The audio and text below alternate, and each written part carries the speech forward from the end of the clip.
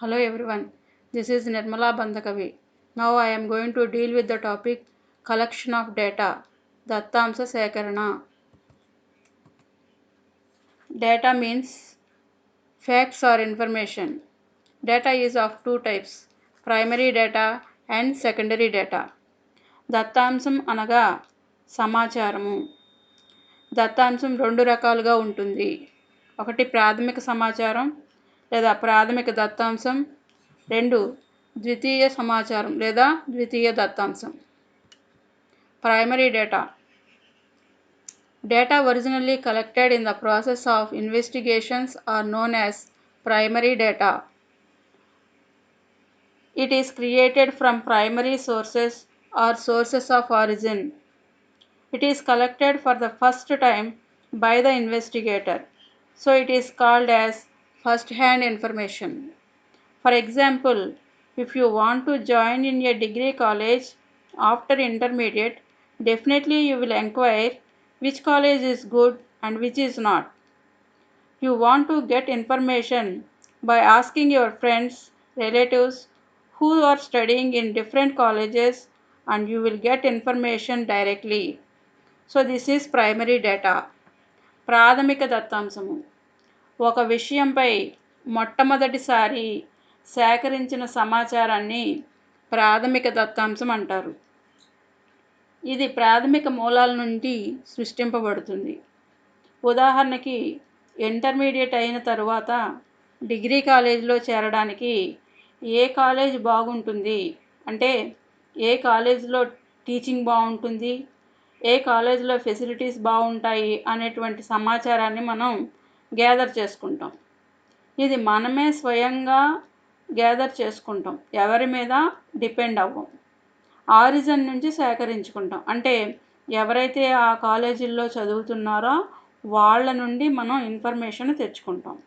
దీనిని first hand information అని కూడా అంటూ ఉంటాం.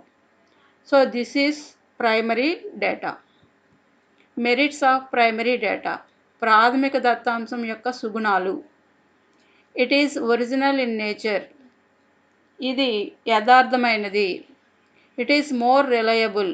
ప్రాథమిక దత్తాంశం అనేది నమ్మదగినది. It is free from bias. పక్షపాత ధోరణికి అవకాశం లేదు. It exactly matches the needs of the project. ప్రాథమిక దత్తాంశం అనేది అవసరానికి తగిన సమాచారాన్ని సేకరించడానికి వీలు కల్పిస్తుంది. Next, demerits of primary data. ప్రాథమిక దత్తాంశం యొక్క లోపాలు. It is expensive. ఇది ఖర్చుతో కూడుకున్నది. అలాగే ఇట్ ఈస్ టైం కన్స్యూమింగ్. దీనికి సమయం కూడా ఎక్కువ పడుతుంది. It is difficult to collect. దీన్ని సేకరించడం కష్టమైన పని. అలాగే it is difficult to approach the exact source. మనకి కావలసిన సమాచార మార్గం లేదా పాయింట్ అనేది దొరకడం ఇక్కడ కష్టమైన పని. Methods of collecting primary data. ప్రాథమిక దత్తాంశ సేకరణ పద్ధతులు. ఇవి మొత్తం 5 మెథడ్స్. ఈ మెథడ్స్కి ఎక్కడికక్కడ మనం మెరిట్స్, డిమెరిట్స్ కూడా రాయాల్సి ఉంటుంది. ప్రతి మెథడ్కి కూడా సుగుణాలు, లోపాలు ఉంటాయి. మొట్టమొదటిది direct personal investigation. Under this method the investigator personally comes in contact with the persons. He asks them questions relating to the inquiry and collects the information which is required. అంటే ఈ పద్ధతిని మౌఖిక చర్చా పద్ధతి అంటాం. ఈ పద్ధతిలో గణాంక శోధకుడు స్వయంగా జవాబిచ్చే వ్యక్తులతో వ్యక్తిగత సంప్రదింపులు జరపడం ద్వారా దత్తాంశాన్ని సేకరిస్తాడు. అయితే ఇతనికి దత్తాంశం సేకరించేటప్పుడు మంచి టాలెంట్, నేర్పు అనేది ఉండాలి. అంటే వ్యక్తులతో మాట్లాడేటప్పుడు నేర్పుగా వాళ్ళ నుండి సమాచారాన్ని సేకరించగలగాలి. ఈ పద్ధతికి ఉన్నటువంటి మెరిట్స్, సుగుణాలు చూసినట్లయితే మోర్ యాక్యురేట్. ఇది యథార్థంగా ఉంటుంది. It is supplementary information can be available. అనుబంధమైనటువంటి సమాచారాన్ని ఇక్కడ మనం సేకరించవచ్చు. Response will be more. శోధకునికి సహకారం లభిస్తుంది. యూనిఫామ్ డేటా, ఇక్కడ ఒకే రకమైనటువంటి సమాచారాన్ని సేకరించవచ్చు. అలాగే ఈ పద్ధతికి ఉన్నటువంటి డిమెరిట్స్, లోపాలు చూసినట్లయితే ఇట్ ఈస్ కాస్ట్లీ, ఖర్చుతో కూడుకున్నది, అండ్ టైం కన్జ్యూమింగ్, సమయం ఎక్కువ తీసుకుంటుంది, గ్రేటర్ పర్సనల్ బయాస్, వ్యక్తిగత పక్షపాతం ఎక్కువగా ఉంటుంది. నెక్స్ట్ మెథడ్కి వచ్చేసరికి indirect personal investigation. Under this method, the investigator interviews several third persons who are directly or indirectly in touch with the information required. ఈ పద్ధతిలో శోధకుడు ఎవరి గురించి సమాచారం సేకరిస్తున్నాడో వాళ్ళని నేరుగా కలవకుండా వాళ్లతో సంబంధం ఉన్నటువంటి వ్యక్తులు లేదా సంస్థల్ని కలిసి వాళ్ళని ప్రశ్నించడం ద్వారా సమాచారాన్ని సేకరిస్తాడు. అంటే నేరుగా వ్యక్తుల్ని కాకుండా ఆ వ్యక్తులతో సంబంధం ఉన్నటువంటి ఇతర వ్యక్తులు లేదా సంస్థల్ని ప్రశ్నించడం ద్వారా సమాచారాన్ని సేకరిస్తాడు. ఈ మెథడ్కి ఉన్నటువంటి మెరిట్స్ లేదా సుగుణాలు చూసినట్లయితే it is simple and convenient method, ఇది సులభమైన పద్ధతి, అండ్ ఎకనామికల్, దీనికి వ్యయభారం కూడా తక్కువే ఉంటుంది. ఇంటెన్సివ్ ఇన్వెస్టిగేషన్ ఈజ్ పాసిబుల్, ఎటువంటి కష్టమైన పరిశోధన అయినా కానీ ఇక్కడ చేయడానికి వీలుంటుంది. డిమెరిట్స్ ఆఫ్ ద మెథడ్, ఈ పద్ధతి యొక్క లోపాలు. Enumerators are not experts. If the enumerators are not experts in the field of enquiry, wrong data may be collected. పరిగణకులు సమాచార సేకరణలో నిపుణులు కాలేదనుకోండి, అప్పుడు తప్పు సమాచారం సేకరించే అవకాశం ఉంటుంది. ఛాన్సెస్ ఆఫ్ బయాస్, పక్షపాత ధోరణికి ఇక్కడ అవకాశం ఉంటుంది. Next third method, information from correspondents. Under this method, local agents or correspondents are appointed in different parts of area under investigation. These correspondents are asked to collect information and they transmit it to the investigator. అంటే విలేకరుల ద్వారా సమాచారం సేకరించడం. ఈ పద్ధతిలో వివిధ ప్రాంతాలలో దత్తాంశ సేకరణ నిమిత్తం విలేకరులను నియమిస్తారు. వీరు దత్తాంశాన్ని సేకరించి శోధకులకు పంపుతారు. అయితే దీనికి ఉన్నటువంటి మెరిట్స్ చూసినట్లయితే, సుగుణాలు చూసినట్లయితే ఇట్ ఈస్ చీప్, ఇది తక్కువ వ్యయంతో జరిపించవచ్చు. It covers large data, large area, అంటే ఈ పద్ధతిలో మనం ఎక్కువ దత్తాంశాన్ని సేకరించవచ్చు, పరిధి ఎక్కువగా ఉంటుంది. డిమెరిట్స్ ఆఫ్ ద మెథడ్, ఈ పద్ధతి యొక్క లోపాలు చూసినట్లయితే it is not reliable due to bias, అంటే విలేకరులకు ఉన్నటువంటి పక్షపాత ధోరణి వలన దత్తాంశం లోపభూయిష్టంగా ఉండే అవకాశం ఉంది. It may not B uniform, వివిధ విలేకరులు వివిధ పద్ధతులు అవలంబించడం వల్ల దత్తాంశంలో సజాతీయత అనేది ఉండదు. Next method, mailed questionnaires. In this method, required information is collected through questionnaire. This questionnaire is sent to the informants by post. They are asked to fill the answers to the questions and sent back to the investigator.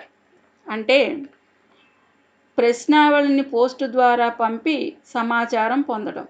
అంటే ఇక్కడ ఏంటంటే సమాచారం సేకరించడానికి ప్రశ్నావళి అంటే ప్రశ్నల సముదాయంతో ఉన్నటువంటి ఒక పత్రాన్ని ముద్రిస్తారు. దీనిని గణకుడు వివిధ వ్యక్తులకు పోస్ట్ ద్వారా పంపించి వాటిని పూర్తి చేసి పంపించమని రిక్వెస్ట్ చేస్తాడు. అలా ఆ ప్రశ్నావళి ద్వారా కూడా సమాచారాన్ని సేకరించుకోవచ్చు. అయితే ఈ మెథడ్కు ఉన్నటువంటి మెరిట్స్ చూసినట్లయితే, సుగుణాలు చూసినట్లయితే వైడ్ కవరేజ్, ఈ పద్ధతి విస్తృత పరిధి కలిగి ఉంటుంది. ఎకనామికల్, అంటే ఖర్చు తక్కువ అవుతుంది. డిమెరిట్స్, లోపాలు చూసినట్లయితే information can be collected from literates only, అంటే చదువుకున్నటువంటి వ్యక్తుల దగ్గర నుంచి మాత్రమే మనం ఇన్ఫర్మేషన్ తెచ్చుకోగలుగుతాం. ఎందుకంటే క్వశ్చనర్ని ఫిల్ చేసి పంపించాలి కాబట్టి అక్షరాస్యత కలిగిన వ్యక్తులు మాత్రమే దీన్ని పూర్తి చేయగలుగుతారు. Supplementary questions cannot be asked. అనుబంధ సమాచారం మనం రాబట్టలేము. If questions are complex it may not be answered. ప్రశ్నలు పెద్దవిగా ఉన్నాయనుకోండి, జవాబులు రాకపోవచ్చు. వెనక్కి వాళ్ళు క్వశ్చనర్ని తిప్పి కూడా పంపించకపోవచ్చు. Next method, questionnaires filled by enumerators. Under this method enumerators are appointed by investigator.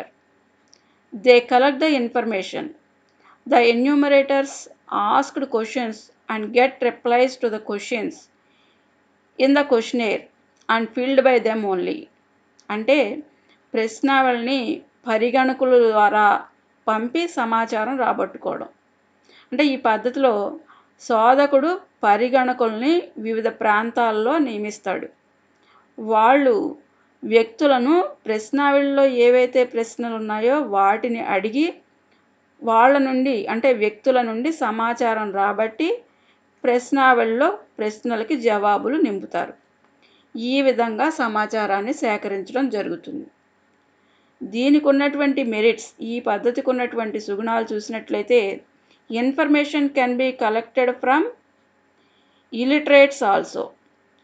అంటే నిరక్షరాస్యుల నుండి కూడా సమాధానం రాబట్టచ్చు. Next one, reliable and accurate. ఇది ఖచ్చితమైన నమ్మదగిన సమాచారం అవుతుంది. It covers wide area. ఇది విస్తృత పరిధి కలిగి ఉంటుంది. అయితే ఈ పద్ధతికి ఉన్నటువంటి డిమెరిట్స్, లోపాలు చూసినట్లయితే, ఇట్ ఈస్ కాస్ట్లీ. ఇది ఖర్చుతో కూడుకున్నది. టైం కన్జ్యూమింగ్, సమయం ఎక్కువ తీసుకుంటుంది. And lastly, quality of information depends on the capacity and talent of enumerators. అంటే గణకుల యొక్క శక్తి సామర్థ్యాలు, తెలివితేటల మీదే వాళ్ళు రాబట్టేటువంటి సమాచారం యొక్క నాణ్యత ఆధారపడి ఉంటుంది. Secondary data. Data collected by other persons are called secondary data. They are readily available. Investigators do not collect the data. Some other persons or organizations collect the data which is used by the investigator. It may be published or unpublished. We can say that this is a second-hand information. ద్వితీయ దత్తాంశం. వేరే ఇతర వ్యక్తుల చేత సేకరింపబడిన దత్తాంశాన్ని శోధకుడు ఉపయోగించుకుంటాడు. దీనిని ద్వితీయ దత్తాంశం అంటాం. ఇక్కడ శోధకుడు దత్తాంశాన్ని స్వయంగా సేకరించడం జరగదు. ఇది ప్రచురితమైన దత్తాంశం కావచ్చు లేదా ప్రచురితం కాని దత్తాంశం కావచ్చు. దీనిని మనం సెకండ్ హ్యాండ్ దత్తాంశం అంటాం. Merits of secondary data. It is readily available and it is comparatively less expensive, comparatively less time consuming. ద్వితీయ దత్తాంశం సుగుణాలు. ఇది రెడీగా ఉన్న దత్తాంశం. దీనికి తక్కువ ఖర్చు అవుతుంది, అలాగే తక్కువ సమయం తీసుకుంటుంది. Demerits of secondary data. May not be relevant. It may not be free from personal bias. May be outdated. ద్వితీయ దత్తాంశం లోపాలు. ఈ సేకరించిన సమాచారం అనువైనది కాకపోవచ్చు. అలాగే ఇది పక్షపాతానికి అవకాశం ఉండే దత్తాంశం. ఈ దత్తాంశం పాతబడినది కావచ్చు. అంటే ఈ సమాచారం ఆల్రెడీ సేకరించి ఉంటాం కాబట్టి ఇది పాతదై ఉండొచ్చు. Sources of secondary data. Sources of secondary data అంటే ఇది రెండు రకాలు: published data, unpublished data. Published data అంటే ఇది పబ్లిక్ యొక్క అవసరం కోసం పబ్లిష్ చేయబడి ఉంటుంది. ఇది రకరకాలుగా ఉండొచ్చు. అంటే జనరల్, నాన్ కాన్ఫిడెన్షియల్ నేచర్ అనేటువంటి ఇన్ఫర్మేషన్ ఏదైనా సరే యూజువల్లీ పబ్లిష్ చేస్తూ ఉంటారు. అటువంటి డేటాని పబ్లిష్డ్ డేటా అని చెప్తాం. ఉదాహరణకి government publications of international bodies, semi official publications, reports of committees and commissions, private publications like journals, news paper, research institutions, professional trade bodies. So ఇవన్నీ కూడా పబ్లిష్డ్ సోర్సెస్ కిందకి వస్తాయి. అట్లాగే అన్పబ్లిష్డ్ సోర్సెస్ అంటే మొత్తం స్టాటిస్టికల్ ఇన్ఫర్మేషన్ అంతా కూడా అన్ని సందర్భాల్లో పబ్లిష్ చేయరు. కొన్ని ఆర్గనైజేషన్స్ కానీ, కొన్ని కాలేజెస్ కానీ, లేకపోతే యూనివర్సిటీస్ కానీ వాళ్ళ యొక్క ఇన్ఫర్మేషన్ అంతా కూడా పబ్లిష్ చేయాల్సినటువంటి అవసరం లేదు.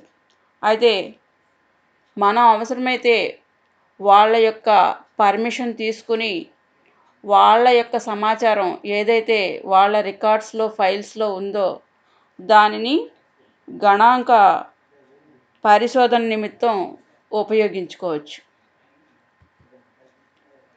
Differences between primary data and secondary data. Primary డేటాకి సెకండరీ డేటా అంటే ప్రాథమిక దత్తాంశానికి ద్వితీయ దత్తాంశానికి ఉన్నటువంటి తేడాలు. In primary data the data are original, but secondary data is not original. In primary data, time and money are used considerably, whereas in secondary data, time and money are not very significant. In primary data, no editing is required. In secondary data, editing is required. In primary data, no precaution is required, whereas in secondary data, precaution is very necessary. ప్రాథమిక దత్తాంశం యథార్థమైనది, కానీ ద్వితీయ దత్తాంశం యథార్థమైనది కాదు. ప్రాథమిక దత్తాంశంలో ధనం, కాలం ఎక్కువగా ఉపయోగించాల్సి వస్తుంది. ద్వితీయ దత్తాంశంలో అంత అవసరం పడకపోవచ్చు. ప్రాథమిక దత్తాంశాన్ని అవసరానికి వీలుగా అంటే ఎడిటింగ్ చెయ్యని అవసరం లేదు. అంటే దత్తాంశాన్ని యాజ్ ఇట్ ఈస్గా వాడుకోవచ్చు. అదే ద్వితీయ దత్తాంశానికి వచ్చేసరికి మనకి వీలుగా అవసరమైనటువంటి దత్తాంశాన్ని వాడుకుని అక్కర్లేని దాన్ని ఎడిట్ చేసి తీసేయచ్చు. ప్రాథమిక దత్తాంశం అనేదానికి ప్రికాషన్స్ ఏమి అంటే ముందు జాగ్రత్తలు ఏమి తీసుకోనక్కర్లేదు. No precaution is required.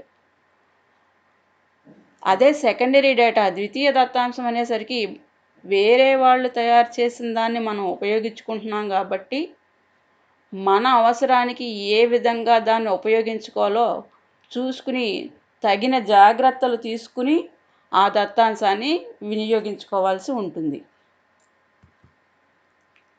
Next topic questionnaire అంటే ప్రశ్నావళి. అంటే ఇది ఆల్రెడీ మనం మెథడ్స్ ఆఫ్ కలెక్టింగ్ డేటాలో చెప్పుకున్నాం. అయితే క్వశ్చనేర్ అనేదాన్ని ఒక్కదాన్ని మనకి విడిగా క్వశ్చన్ కింద అడిగే అవకాశం ఉంది. సో క్వశ్చనేర్ అంటే ఏంటి, దానికి ఉండాల్సినటువంటి ప్రిన్సిపల్స్ ఏంటి? Questionnaire is a set of questions related to the enquiry. It is systematically drafted. It is systematically drafted and printed. ప్రశ్నావళి అనేది ఒక ప్రశ్నల సముదాయంతో రూపొందించి ముద్రించినటువంటి పత్రాన్ని మనం ఇక్కడ ప్రశ్నావళి అంటాం. దీన్ని ప్రత్యేక నమూనాలో ముద్రిస్తారు. Principles of good questionnaire. Questions must be simple and short. Number of questions should be kept to minimum. Questions should be in logical order. Expected answers may be like yes or no. Questions of personal nature should not be asked. ప్రశ్నావళికి ఉండాల్సినటువంటి లక్షణాలు ఏంటి అంటే ప్రశ్నలు చిన్నవిగా స్పష్టంగా ఉండాలి. అలాగే ప్రశ్నలు సాధ్యమైనంత వరకు తక్కువగా ఉండాలి. వీటిని క్రమ పద్ధతిలో హేతుబద్ధంగా అడగాలి. సమాధానాలు సాధ్యమైనంత వరకు అవును లేదా కాదు అని చెప్పేటట్లుగా ఉండాలి. వ్యక్తిగత సమాచారం అడగరాదు. సమ్మరీ. Data means information. దత్తాంశము అంటే సమాచారం. Data is of 2 types, primary data, secondary data. దత్తాంశం 2 రకాలు, ప్రాథమిక దత్తాంశం, ద్వితీయ దత్తాంశం. Primary data is collected for the first time by the investigator. ప్రాథమిక దత్తాంశాన్ని ఇన్వెస్టిగేటర్ మొట్టమొదటిసారిగా దీన్ని సేకరించడం జరుగుతుంది. Secondary data is already in existence and readymade. ద్వితీయ దత్తాంశం అనేది ఆల్రెడీ సేకరించబడి ఉన్నటువంటి సమాచారం. ఇది రెడీమేడ్గా దొరికేటువంటి సమాచారం అని కూడా చెప్పచ్చు. Now this is the end of the session. Thank you.